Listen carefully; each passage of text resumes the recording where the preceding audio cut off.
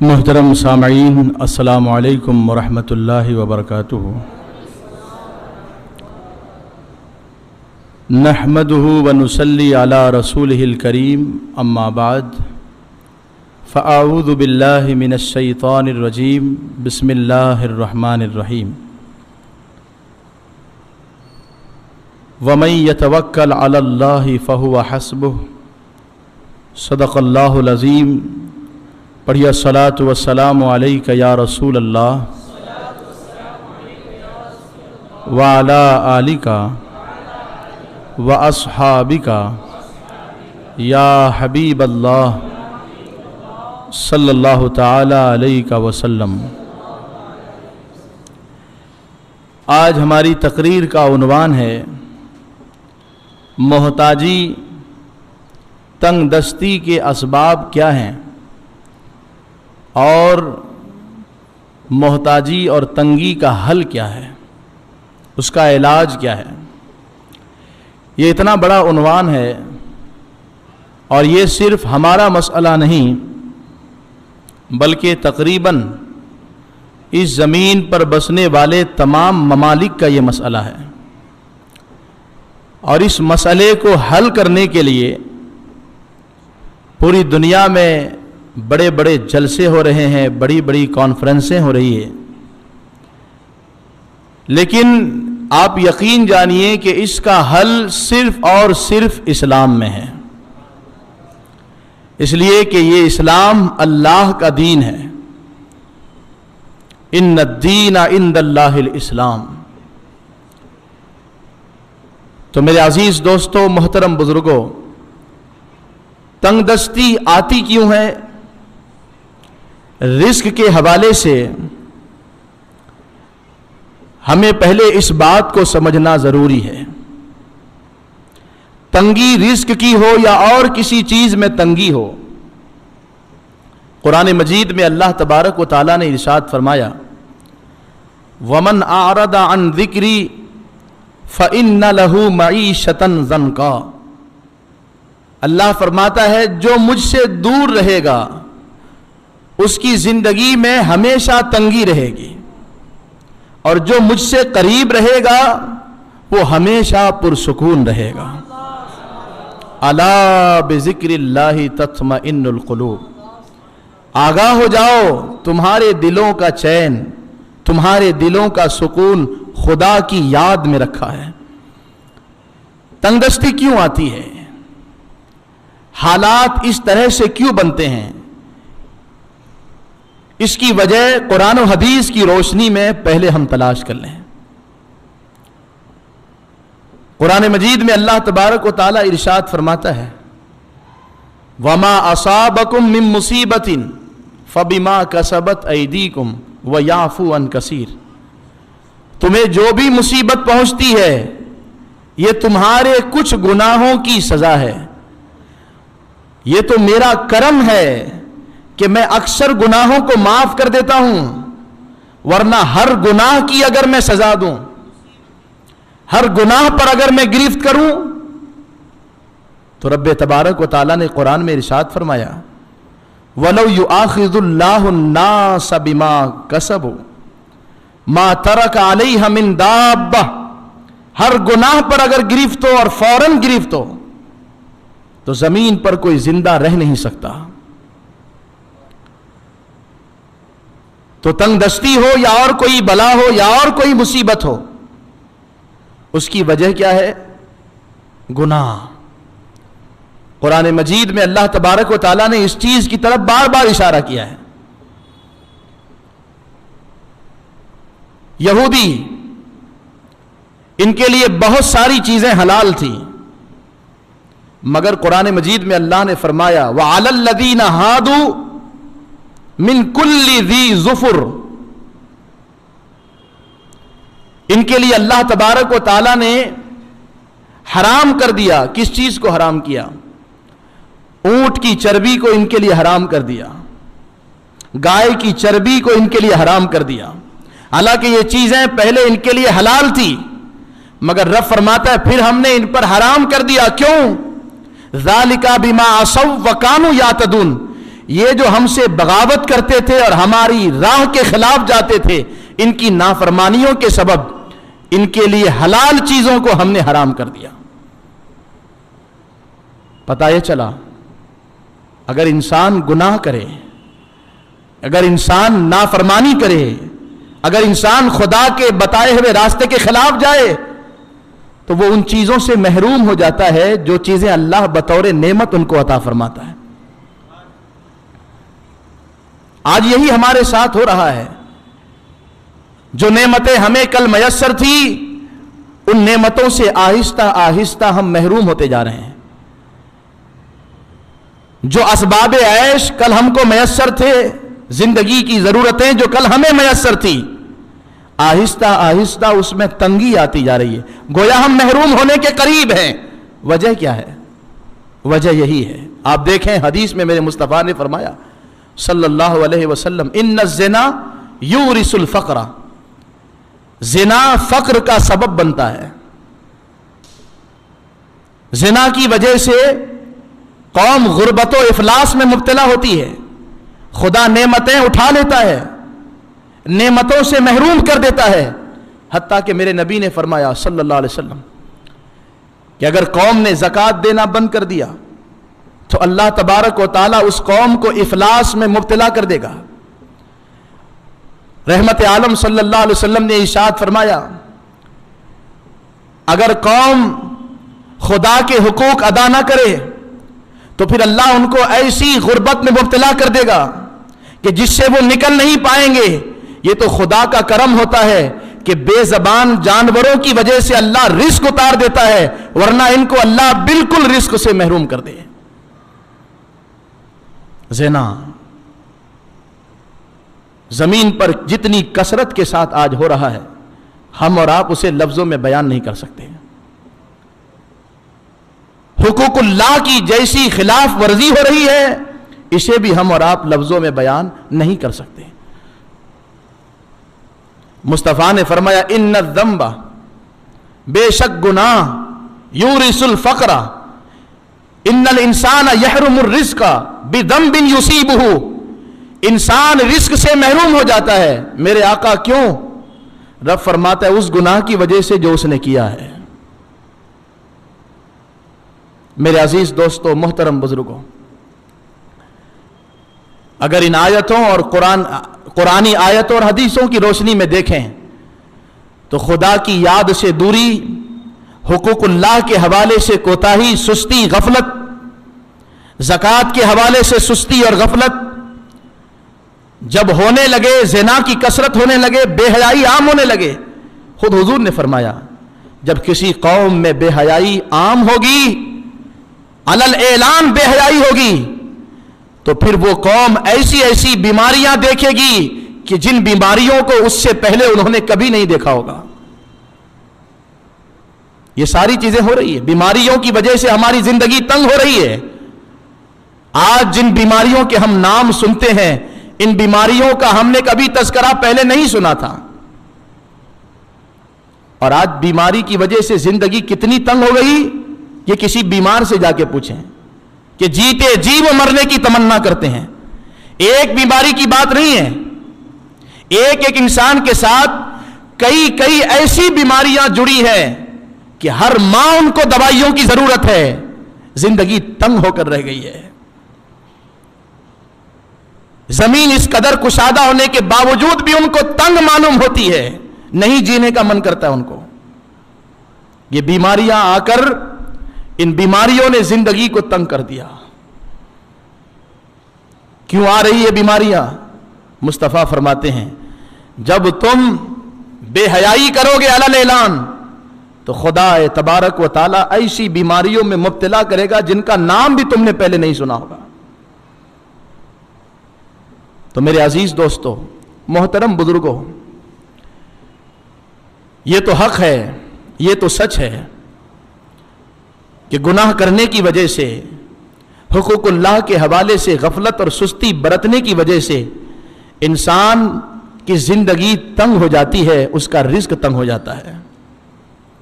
اب میں زیادہ تفصیل میں نہیں جاؤں گا، اس لیے کہ رزق میں تنگی ہے، زندگی تنگ ہے، یہ مسئلہ تو ہم میں سے ہر کسی کو سمجھ میں آ رہا ہے، لیکن اس سے نکلنا کیسے ہے، اس سے باہر کیسے نکلنا ہے؟ تو توجہ کے ساتھ میری یہ باتیں سنیں، اس لیے کہ وقت زیادہ ہوا ہے اور میں کم وقت میں چاہتا ہوں کہ ساری باتیں آپ کے سامنے پیش کر دوں۔ ہمیشہ جب بھی اللہ سے رزق مانگیں، آپ یقین جانیے وہ مال گناہ کی طرف لے کے جاتا ہے جس کو قرآن نے بہترین رزق نہیں کہا ہے۔ یا تو وہ مال حرام ذریعے سے آتا ہے، یا تو وہ مال دوسروں کے حقوق کو دبا کر ملتا ہے، بہرحال وہ ناجائز راستے سے آتا ہے، وہی مال انسان کو گناہ کرنے پر ابھارتا ہے۔ اس لیے اگر گناہ سے بچنا ہے تو اللہ تبارک و تعالیٰ سے رزق کے حوالے سے وہ دعا کیجئے جو قرآن نے ہم کو سکھائی ہے۔ وہ دعا کون سی ہے؟ وَارْزُقْنَا وَأَنْتَ خَيْرُ الرَّازِقِينَ، یا اللہ تو مجھ کو رزق دے اور تو بہترین رزق دینے والا ہے، تو مجھ کو بہترین رزق عطا کر دے۔ آپ یقین جانیے سارے معاملات کی ابتدا یہی سے ہوتی ہے۔ اگر بہترین رزق مل گیا بہترین رزق دینے والے کی طرف سے، تو وہ مال گناہ کی طرف لے کے نہیں جائے گا، وہ مال جنت کی طرف لے کے جائے گا، وہ مال گناہوں پر آمادہ نہیں کرے گا، نیکی اور عبادت کی طرف لے کے جائے گا۔ اللہ اکبر۔ تو سب سے پہلا کام کیا کرنا ہے؟ اس لیے کہ تنگی آتی ہے گناہوں کی وجہ سے، انسان گناہ کرتا ہے مال ملنے کے بعد، جب رزق خیر مل جائے گا تو وہ گناہ کرے گا ہی نہیں، بلکہ وہ رزق خیر، وہ بہترین مال اس کو جنت کی طرف لے کے جائے گا، جنت کی راہ پر چلائے گا۔ تو خدا سے ہمیشہ کون سا رزق مانگنا ہے؟ جو رزق خدا کے نزدیک بہترین رزق ہے۔ آج یقیناً بہت سارے مسائل ہمارے ہیں۔ اللہ اکبر۔ قرآن مجید فرقان حمید میں اللہ نے حضرت نوح کا ذکر کیا، حضرت ہود کا ذکر کیا، اور انہوں نے اپنی قوم سے جو بات کہی تھی، جو مسائل اس وقت ہیں۔ آج آپ دیکھیں اچانک سیلاب آ جاتا ہے، خوبصورت گھر ویرانی میں تبدیل ہو جاتے ہیں، بہہ کر کہاں جاتے ہیں کہ ہم ان کے تختے بھی ڈھونڈ کر نہیں نکال سکتے۔ ہمارے پڑوسی ملک میں یہی ہو رہا ہے، 6 کروڑ لوگ متاثر ہوئے اس وقت جو سیلاب آیا۔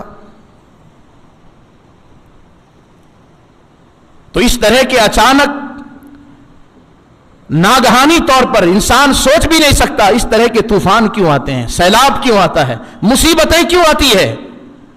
قرآن کی آیت پڑھ کے سناتا ہوں، اچانک خدا کیوں گرفت کرتا ہے، اچانک کیوں پکڑتا ہے کہ انسان توبہ کرنے کا بھی موقع نہ پا سکے۔ اللہ فرماتا ہے فَلَمَّا نَسُوا مَا ذُكِّرُوا بِهِ، پھر وہی بات آ گئی۔ اللہ فرماتا ہے ہم پہلے سمجھاتے ہیں، خوب سمجھاتے ہیں، لیکن جب ہمارے سمجھانے کو لوگ بھلا دیتے ہیں، نظر انداز کر دیتے ہیں، اور وہ اپنی عقل کے مطابق چلتے ہیں، ہماری بات نہیں مانتے ہیں، تو ہم ایسا نہیں کہ اچانک پکڑ لیتے ہیں۔ فتحنا علیہم ابواب کل شیء، ہم ان کو اور رزق دیتے ہیں اور دولت دیتے ہیں۔ یا اللہ نافرمانی ہوئی تو اب تو گرفت کر لینی چاہیے۔ رب فرماتا نہیں، دولت اس لیے میں نے بڑھا دی کچھ مدت کے لیے تاکہ یہ اور عیش میں پڑ جائے اور دور ہو جائے۔ یہ اگر ہمیں یاد نہیں کرنا چاہتا تو ہم بھی اسے یاد نہیں کرنا چاہتے ہیں، ہم اسے یاد کرتے ہیں جو ہمیں یاد کرتا ہے۔ فَاذْكُرُونِي أَذْكُرُكُمْ، تم مجھ کو یاد کرو گے تو میں تم کو یاد کروں گا، تم نہیں چاہتے یاد کرنا تو نہ کرو، بالکل نہ کرو، لو اور دولت لے لو اور عیش کر لو اور کوئی خواہش ہو تو پوری کر لو۔ پھر انسان جب مگن ہو جاتا ہے، بھول جاتا ہے سب کچھ، تو رب فرماتا ہے پہلے تو کھول دیتے ہیں، پھر جب حتی اذا فرحوا بما اوتوا، پھر ہم نے جو دیا ہے اس پر بالکل خوش ہو جاتے ہیں اور سمجھتے ہیں کہ بس دنیا میں اس کے سوا کچھ نہیں ہے، اب ہم پر کسی کا حق نہیں ہے، بس زندگی کے مزے لو، لطف اٹھاؤ۔ پھر اس کے بعد اللہ فرماتا ہے جب وہ بالکل مگن ہو جاتا ہے، ہماری یاد کا ایک ذرہ بھی اس کے دل میں نہیں رہتا، اخذناہم بغتۃ، پھر ہم اچانک پکڑ لیتے ہیں اور اس طرح سے گرفت کرتے ہیں کہ وہ سوچا بھی نہیں ہوتا کہ اس وقت میرے ساتھ ایسا ہو سکتا ہے۔ اللہ اکبر۔ اسی لیے وہ دولت مند کہ جو گناہ کرے پھر بھی اس کو دولت ملے، اس کو خدا کے عذاب سے ڈرنا چاہیے کہ میری کبھی بھی پکڑ ہو سکتی ہے، اور ایسی پکڑ کہ میں سوچا بھی نہیں ہوں گا کہ اس طرح میرے ساتھ ہو سکتا ہے۔ ابھی جو سیلاب آیا ہے پاکستان میں، آپ دیکھیں لوگوں نے ہزاروں ٹن غلے جمع کر کے رکھے تھے اس امید پر کہ وقت آئے گا بیچیں گے تو نفع زیادہ ملے گا، مگر سیلاب نے ایک دانے کو بھی سلامت نہیں رکھا ہے۔ یہی سوچتا ہے انسان، تیاری کر کے رہتا ہے اور سمجھتا ہے وما اظن ان تبید هذه ابدا، وہ یہ سوچتا ہے کہ نہ اب موت آئے گی نہ اب قیامت آئے گی، میرے گھر کی مضبوط دیواریں مجھے بچا لے گی۔ اللہ اکبر۔ جب خدا کا عذاب آتا ہے تو کوئی نہیں بچا پاتا، اس لیے ہمیشہ تیاری میں رہیں، اور جب وہ پکڑ لے گا ان ینصرکم اللہ فلا غالب لکم وان یخذلکم فمن ذا الذی ینصرکم من بعدہ، وہ ہی اگر ذلیل کرنا چاہے تو رب فرماتا ہے پھر کون ہے جو تم کو اٹھا سکے۔ تو میرے عزیز دوستو، جو بھی مسائل ہیں بہرحال، مگر توجہ فرمائیں، حضرت نوح علیہ السلام نے اپنی قوم سے کہا فَقُلْتُ اسْتَغْفِرُوا رَبَّكُمْ، حضرت نوح نے اپنی قوم سے کہا اے میری قوم، تمہارے باغات خشک ہو گئے، تمہاری اولاد سے تم محروم ہو گئے، آسمان سے بارش نہیں ہو رہی، زمین خشک ہو گئی ہے، میں تم کو ایک نسخہ بتاتا ہوں، بس اس پر عمل کر لو، آسمان سے خدا بارش بھی برسا دے گا، خشک زمین لہلہا اٹھے گی، باغوں میں پھل آ جائیں گے، اللہ تم کو مال بھی دے دے گا، اولاد بھی دے دے گا۔ وہ نسخہ کیا ہے؟ فَقُلْتُ اسْتَغْفِرُوا رَبَّكُمْ، اے میری قوم جو گناہ کیے ہو اللہ سے معافی مانگ لو، اللہ کو راضی کر لو، اللہ کو منا لو، سچی توبہ کر لو۔ سچی توبہ کسے کہتے ہیں؟ لوگ کہتے ہیں ہم نے توبہ تو کی، استغفار تو کیا، لیکن مسائل تو حل نہیں ہوئے۔ جب تک شرط نہیں پائی جاتی تو مشروط بھی نہیں پایا جاتا، جب تک شرطیں نہیں پائی جائے گی تو جس چیز کی وہ شرطیں ہیں وہ چیز بھی نہیں ملنے والی۔ کسی کا وضو سلامت نہ ہو تو وہ نماز نہیں پڑھ سکتا، وضو ضروری ہے اور مکمل وضو ہونا چاہیے تب نماز شروع کر سکتا ہے۔ توبہ، سچی توبہ جسے کہتے ہیں، اللہ اکبر، جسے سچی توبہ کی دولت مل گئی وہ اسی دن خدا کا ولی بن جاتا ہے۔ اس لیے کہ قرآن مجید میں اللہ نے فرمایا ان اللہ یحب التوابین، بے شک اللہ توبہ کرنے والوں کو اپنا محبوب بنا لیتا ہے۔ محبوب بنا لیتا ہے مطلب کیا ہوا؟ جسے توبہ کی دولت مل گئی وہ خدا کا ولی ہو گیا۔ اس لیے امام سفیان ثوری نے کہا 40 سال تک روتا رہا خدا کی بارگاہ میں کہ یا اللہ سچی توبہ کی دولت دے دے۔ 40 سال رونے کے بعد وہ دولت مجھے ملی ہے، جس کو توبہ نصوحہ کہتے ہیں، جس کو سچی توبہ کہتے ہیں۔ تو حضرت نوح نے کہا کر لو، توبہ کر لو۔ سچی توبہ کسے کہتے ہیں؟ انسان نے جو گناہ کیا ہے پہلے تو اس کو برا جانے، میں نے غلط کیا۔ نمبر 2 افسوس ہو، ندامت ہو۔ نمبر 3 آئندہ اس گناہ کو کرنے کے حوالے سے بالکل عزم کر لے کہ نہیں کروں گا تو نہیں کروں گا۔ توبہ، سچی توبہ۔ جیسے تھن سے نکلا ہوا دودھ تھن میں نہیں جاتا ویسے وہ اس گناہ کی طرف کبھی نہیں جائے گا، اور پھر اس پر جم جائے۔ جب یہ ساری باتیں پالی جائے تب سچی توبہ کہلاتی ہے۔ ایسی توبہ بہت مشکل سے ہوتی ہے، اسی لیے اس کا حل بتایا گیا توبہ۔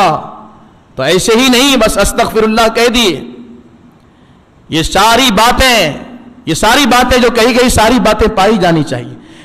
کیا کہا حضرت نوح نے؟ توبہ کرو۔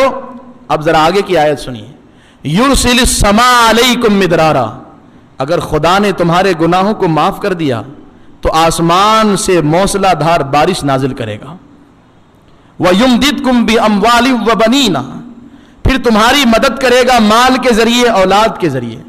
وَيَجْعَلْ لَكُمْ جَنَّاتٍ وَأَنْهَارًا، پھر تمہارے لیے تمہارے باغوں کو ہرا بھرا کر دے گا، نہریں جاری کر دے گا۔ حضرت امام حسن بصری کے پاس ایک شخص آیا، حضور مجھے اولاد کی دولت نہیں ملی۔ دوسرا شخص آیا، حضور میرا باغ خشک ہو گیا ہے۔ تیسرا شخص آیا، حضور گھر میں تنگدستی آ گئی ہے، غریبی آ گئی ہے۔ حضرت امام حسن بصری نے کہا استغفار کرو، اللہ کو مناؤ، گناہوں سے توبہ کرو۔ دوسرے شخص نے کہا حضور تینوں کی بیماریاں الگ، علاج آپ نے ایک ہی بتایا۔ کہنے لگے اپنی طرف سے نہیں، قرآن میں اللہ نے یہی علاج بتایا ہے۔ وہ کیا؟ تو آپ نے یہی آیت پڑھی کہ حضرت نوح نے اپنی قوم سے کہا تھا میری قوم صرف اللہ کو منا لو، یہ زمین بھی اللہ کی ہے، آسمان بھی اللہ کا ہے، کوئی دانہ نہیں نگتا جب تک خدا کا حکم نہ ہو، تم منا لو، اللہ تبارک و تعالیٰ تم کو زمین اور آسمان کی ساری نعمتوں سے مالا مال کر دے گا۔ حضرت نوح نے اپنی قوم سے یہی کہا تھا منا لو، اللہ بارش بھی نازل کر دے گا، اللہ اولاد بھی دے دے گا، اللہ باغوں کو ہرا بھرا بھی کر دے گا، نہریں بھی جاری کر دے گا۔ تو گویا اللہ سے رزق خیر مانگنے کے بعد اگر کبھی قدم بہک جائیں تو فوراً توبہ کرنی ہے، تاکہ اس گناہ کی وجہ سے ہماری زندگی میں کسی قسم کی کوئی تنگی نہ آئے۔ اللہ اکبر۔ تیسرا کام کیا کرنا ہے؟ اب میں ساری چیزیں تو آپ کے سامنے پیش نہیں کر سکتا۔ تیسرا کام ہمیں یہ کرنا ہے، اگر چاہتے ہیں کہ حالات بالکل ٹھیک ہو جائیں، اگر چاہتے ہیں کہ ساری تنگیاں دور ہو جائیں، قرآن مجید میں اللہ فرماتا ہے، کیا فرماتا ہے؟ وَلَوْ أَنَّ أَهْلَ الْقُرَىٰ آمَنُوا وَاتَّقَوْا لَفَتَحْنَا عَلَيْهِمْ بَرَكَاتٍ مِّنَ السَّمَاءِ وَالْأَرْضِ، اگر بستی والے مجھ سے ڈرنے لگیں، ایمان لائیں، تو میں ان پر آسمان کی برکتیں بھی کھول دوں گا، زمین کی برکتیں بھی ان کے لیے کھول دوں گا۔ گویا دوسری جگہ اللہ نے فرمایا وَأَلَّوِ اسْتَقَامُوا عَلَى الطَّرِيقَةِ لَأَسْقَيْنَاهُمْ مَاءً غَدَقًا، لوگ اگر دین پر جم جائیں، استقامت کا مظاہرہ کریں، دین کو کبھی چھوڑے نہیں، اللہ فرماتا ہے میں ان کو میٹھا پانی عطا کروں گا، یعنی خوشحالی عطا کروں گا۔ کہیں اللہ فرماتا ہے وَمَن يَتَّقِ اللَّهَ يَجْعَل لَّهُ مَخْرَجًا، جو مجھ سے ڈرے گا میں اس کو ہر غم سے نکلنے کا راستہ دے دوں گا۔ وَيَرْزُقْهُ مِنْ حَيْثُ لَا يَحْتَسِبُ، میں اس کو وہاں سے رزق دوں گا جہاں اس کا گمان بھی نہیں پہنچتا۔ میرے آقا راستے سے گزر رہے ہیں، میں ایک مثال دیتا ہوں صرف، کہ کبھی کبھی ایسا بھی ہوتا ہے جس کو ہم طوفان سمجھتے ہیں، جس کے بارے میں یہ سوچتے ہیں کہ یہ مصیبت کیسے ٹلے گی، ہوا کا ایک جھونکا آتا ہے اور وہ مصیبت ختم ہو جاتی ہے۔ زندگی میں ایسا ہوتا ہے۔ کیوں ایسا ہوتا ہے؟ یہ ہماری کسی نیکی یا ہمارے کسی اچھے عمل کے بدلے اللہ ہم پر ایسا کرم فرماتا ہے۔ قرآن مجید میں اللہ نے ایک ایسے یتیم کا ذکر کیا، توجہ فرمائیں، بس 5 سے 6 منٹ آپ کے سامنے حاضر ہوں۔ اگر کوئی خدا کا قریب ہو جائے، خدا کا محبوب ہو جائے، کتابوں میں تو یہ بات بھی ملتی ہے کہ اللہ نے، حدیث قدسی ہے کہ اللہ فرماتا ہے کہ میرے بندو اگر تم میری اطاعت کرو گے، میری فرما برداری کرو گے تو 7 پشتوں تک اس کی برکت ملے گی، اور اگر میری نافرمانی کرو گے تو تم پر میری لعنت ہوگی، اور یہ لعنت 7 پشتوں تک جائے گی۔ ایک ایسے یتیم کا ذکر کیا اللہ نے قرآن میں، جو یتیم تھا، نابالغ تھا، اپنے مال کی حفاظت نہیں کر سکتا تھا، دیوار کے نیچے مال کو دفنا دیا گیا تھا، وہ دیوار گرنے والی تھی، گر جاتی تو مال باہر آ جاتا، لوگ اس کو اس بچے سے چھین لیتے ہیں۔ ذرا سوچئے کوئی خدا کا ہو جائے تو خدا اس کے رزق میں برکت کیسے دیتا ہے اور اس کے مال کی حفاظت کیسے کرتا ہے۔ دیوار گرنے والی تھی، حضرت موسیٰ اور حضرت خضر وہاں پہنچ گئے، حضرت موسیٰ نے دیوار کو ٹھیک کر دیا، حضرت خضر نے کہا عجیب بات ہے، ان بستی والوں سے ہم نے کھانا مانگا، مسافر ہونے کے باوجود تو انہوں نے کھانا نہیں دیا، اور آپ ان کے ساتھ احسان کر رہے ہیں۔ حضرت خضر نے دیوار ٹھیک کی۔ اللہ اکبر۔ حضرت موسیٰ نے سوال کیا تو حضرت خضر نے کہا کہ میں نے اپنی طرف سے یہ نہیں کیا ہے، اللہ کے حکم سے کیا ہے۔ وما فعلته عن امری، اپنی طرف سے نہیں کیا۔ تو پھر حضرت موسیٰ نے کہا کہ دیوار آپ نے ٹھیک کیوں کی؟ گرنے والی تھی، گرنے دیتے۔ تو حضرت خضر نے جو کہا قرآن نے اس کو بیان کر دیا اور کہا وَأَمَّا الْجِدَارُ، مال کا محفوظ ہونا، مال کا سیو ہونا، یہ بھی مال کی ایک بڑی برکت ہے. مال کی ایک بڑی برکت یہ ہے کہ مال محفوظ رہے، پھر اس میں اضافہ ہوتا ہے تو یہ بھی ایک برکت ہے، مگر سیو رہے، محفوظ رہے، یہ بھی ایک بہت بڑی برکت ہے. ورنہ آپ نے بڑی محنت سے جمع کیا، کوئی چوری کر کے لے کے چلا گیا، کیا فائدہ ہوا؟ ساری محنت برباد ہو گئی. تو مال کا محفوظ ہونا یہ مال کی پہلی برکت ہے. اللہ ہم سب کے جان و مال کی حفاظت فرمائے، لیکن کرم فرمائے، توجہ فرمائے آپ. وَأَمَّا الْجِدَارُ فَكَانَ لِغُلَامَيْنِ يَتِيمَيْنِ فِي الْمَدِينَةِ وَكَانَ تَحْتَهُ كَنْزٌ لَهُمَا. قرآن کہتا ہے وہ دیوار جس کو حضرت خضر نے ٹھیک کیا، وہ دو یتیموں کی دیوار تھی. تو دیوار کو ٹھیک کرنے کی وجہ ان کی یتیمی. قرآن کہتا ہے نہیں، وَكَانَ أَبُوهُمَا صَالِحًا، ان کے خاندان میں، ان کی 90 پشت میں ایک ایسا بندہ گزرا ہے جو اللہ سے بہت محبت کرتا تھا. اس کی نیکی کا فائدہ ان کی 90 پشت میں آنے والے یتیم کو مل رہا ہے، اس شکل میں کہ ان کا مال جو ان کے باپ نے دیوار کے نیچے رکھ دیا تھا تاکہ میری اولاد کو فائدہ ہو، اس مال کو اللہ حضرت خضر کے ذریعے بچا لیتا ہے. نیک بن جائے انسان تو زمین بھی اسی کی ہے، آسمان بھی اسی کا ہے. من کان للہ کان اللہ لہ. تو اللہ اکبر، استغفار کے ساتھ ساتھ دین پر استقامت یہ رزق میں برکت کا بھی ذریعہ ہے اور دنیا کی مصیبتوں سے بچنے کا بھی بہترین ذریعہ ہے. اللہ اکبر. اور آگے بڑھیے. میں عرض کر رہا تھا کہ بہترین رزق اور وہ رزق جہاں ہمارا گمان نہیں پہنچتا وہاں سے ملتا ہے، اس کی مثال حدیث سے دیتا ہوں.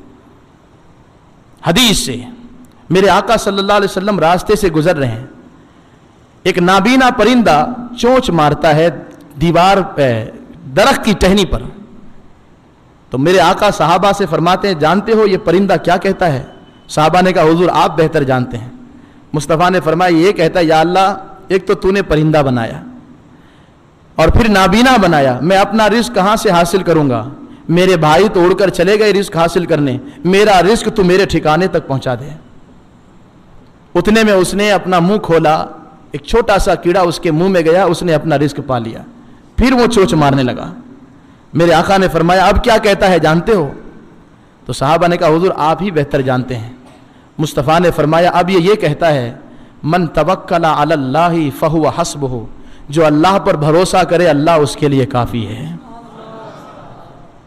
ہماری تنگیوں پریشانیوں کا ایک علاج توکل ہے، اللہ پر بھروسہ ہے. میں نے جو آیت پڑھی ومن توکل علی اللہ ومن یتوکل علی اللہ فہو حسبہ، جو اللہ پر بھروسہ کرے اللہ اس کے لیے کافی ہے، اللہ اس کے لیے کافی ہے.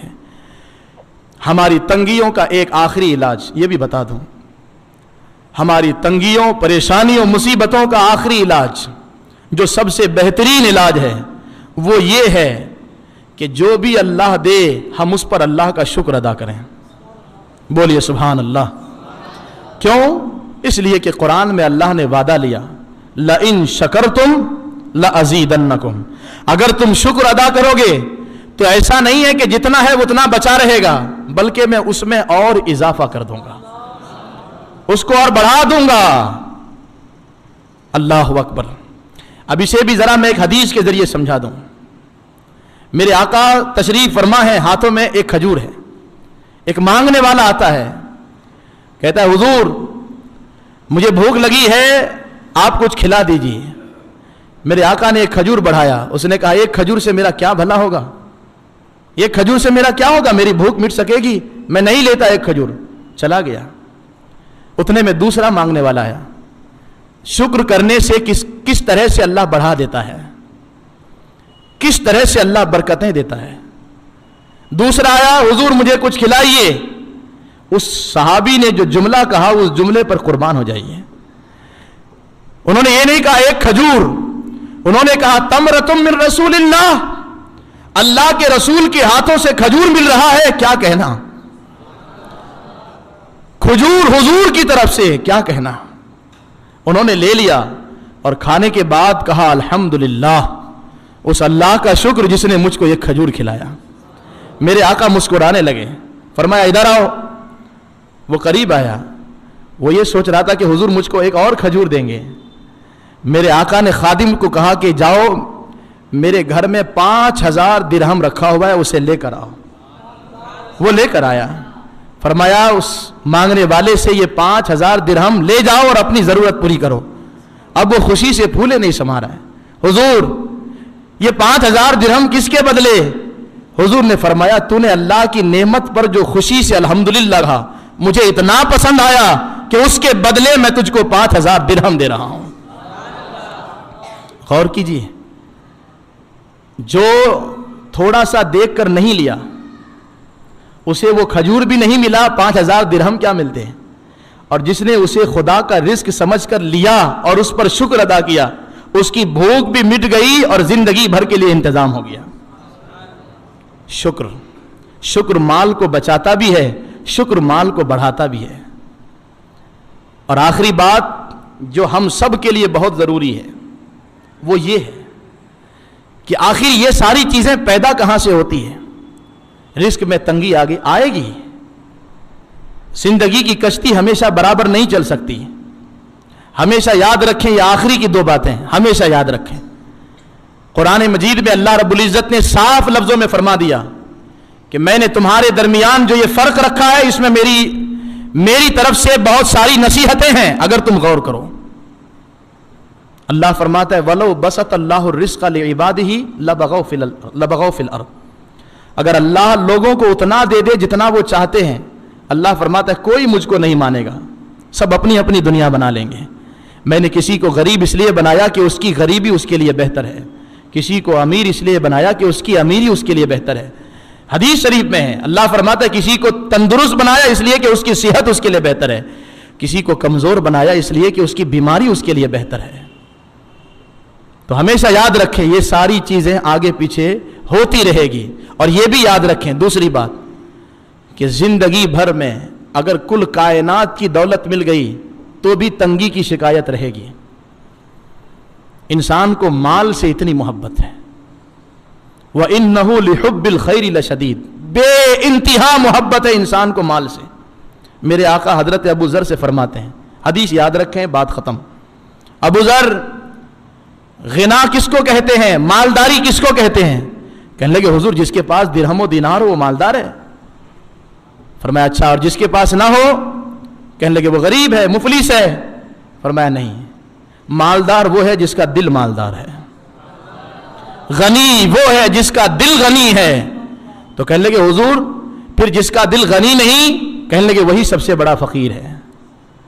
इसलिए कि जब तक दिल बेनियाज नहीं होगा, दिल के बेनियाज होने का क्या माना कि खुदा ने मुझको जितना दे दिया है मेरे लिए इतना बहुत है, मुझे और मजीद की जरूरत नहीं है। जब दिल की यह कैफियत पैदा हो जाए तो तंगियों की शिकायत ही नहीं रहेगी। और अगर दिल की यह कैफियत ना हो तो याद रखें कि अगर जमीन और आसमान के सारे खजाने मिल जाएं तो फिर भी इंसान कहेगा हल मिन मजीद, और अगर कहीं कुछ रखा हो तो मेरे लिए लेकर आ जाओ। तो दिल का गनी होना असल में गनी होना है। सबसे बड़ा मालदार वो है जिसे ये दौलत मिल गई। इसीलिए मुस्तफ़ा ने फरमाया मेरे उम्मतियों एक ऐसा माल बता दूं कि जो कभी खत्म ही नहीं होता है। बोलिए सुभान अल्लाह। एक ऐसा, ये सबसे बड़ा हल है तंगदस्ती का कि अगर दिल गनी हो गया तो सारी तंगदस्ती का इलाज हो गया। क्यों? इंसान मुतमईन है।